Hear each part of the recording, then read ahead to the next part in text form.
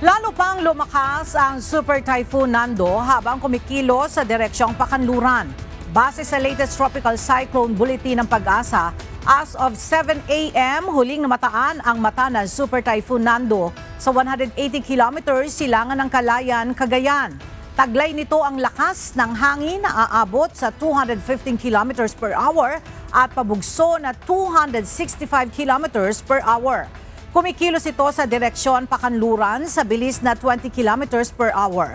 Sa ngayon ay nakataas na ang wind signal number 5 sa northern at central portions ng Babuyan Islands. Habang signal number 4 naman sa southeastern portion ng Batanes, nalalabing bahagi ng Babuyan Islands, gayon din ang ilang lugar sa mainland Cagayan, kabilang na ang Santa Ana, Santa Pracedes, Claveria at Sanchez Mira, pati na sa kanlurang bahagi ng Ilocos Norte.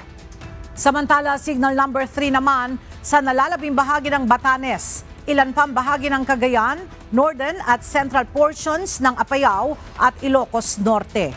Signal number 2 naman sa iba pang parte ng Cagayan, Isabela, Apayao, Abra, Kalinga, Mountain Province, Ifugao, northern portion ng Benguet at Nueva Vizcaya, pati na ang nalalabing bahagi ng Ilocos Region at northern portion ng La Union.